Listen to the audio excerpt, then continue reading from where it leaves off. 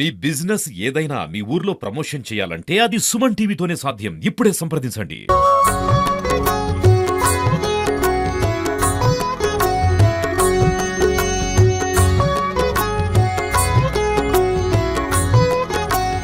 ఉగాది పచ్చడి ఎలా చేసుకోవాలి? మన సాంప్రదాయ ప్రకారము ఒక ఆరోగ్యమైనటువంటి భాగ్యాంతర శుచిగా మనము చెప్పుకున్నటువంటి ఈ వేప పచ్చడి ఎలా చేసుకోవాలి? 6 ఋతువులకు 6 రుచులు.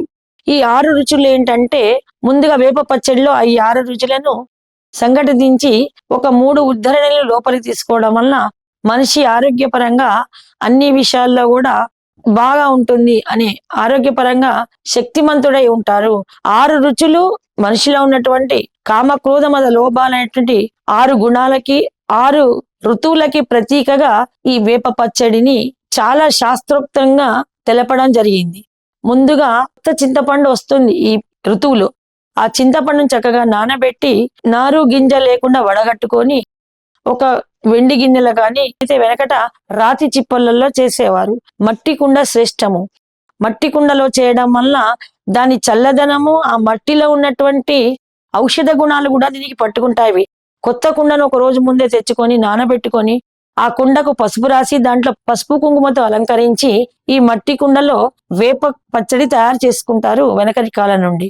ఈ చింతపండు చిక్కటి రసాన్ని దాంట్లో వడగట్టుకొని ఇంటి వాళ్ళకి సరిపోయేంత, దేవాలయం అయితే ఇంకా చాలా సరిపోయేంత, ఎవరెవరి కుటుంబాన్ని బట్టి వారి వారి ఆ క్రమంలో ఆ పరిణామంలో చేసుకుంటారు.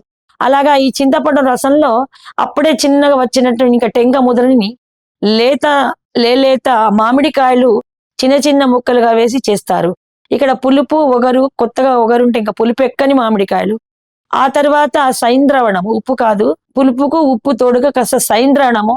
ఆ తర్వాత కారంకు మిరియాల పొడి.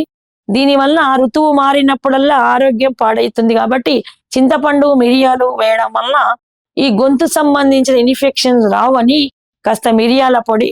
ఆ తర్వాత ఈ లేత వేప పూతను, లేత వేప ఆకులను, వేపాకులను గుమ్మని కట్టడము, ఈ వేప పూతను కొంత ఈ పచ్చళ్ళ కలపడము. ఆ తర్వాత కొత్త బెల్లం వస్తుంది, ఆ బెల్లాన్ని. ఇలాగా ఈ 6 వస్తువులను చేర్చి వేప పచ్చడి తయారు చేసుకుంటాము. ఇందులో అరటి పండ్లు, కొబ్బరి ముక్కలు ఇవన్నీ ఏవి వేరు, కేవలము ప్రకృతి సంబంధించినటువంటి ఇవి మాత్రమే ఆరోగ్యప్రదమైనటువంటి ఈ 6 చింతపండు, మామిడి, సైంద్రవణము, మిరియాలు, వేప పువ్వు, బెల్లము, ఈ 6 పదార్థాలు చేర్చి స్వామికి నివేదించాకనే స్వీకరిస్తాము. అయితే పాత సంవత్సరం అంతా కూడా శుభంగా జరిగిపోయింది. ఈ కొత్త సంవత్సరం కూడా జరపాలని ముందు ఆదిపరాశక్తి అయినటువంటి అమ్మవారికి కృతజ్ఞతగా ఎవరైనా సరే అన్ని వర్ణాల వారు కూడా అమ్మవారికి అంటే గ్రామ దేవతలను పూజిస్తారు. అలాగే ఈ ఉగాది రోజు కూడా గ్రామ దేవతలకు దగ్గరికి తీసుకెళ్లి కుండలో ఈ వేప పచ్చడిని నివేదిస్తారు. అక్కడ స్వీకరిస్తారు. ఎవరి కూడల్లో ఉన్నటువంటి, ఎవరి వాడల్లో ఉన్నటువంటి ఆ వాడల దేవతల దగ్గర ఇది పెట్టి నివేదిస్తారు.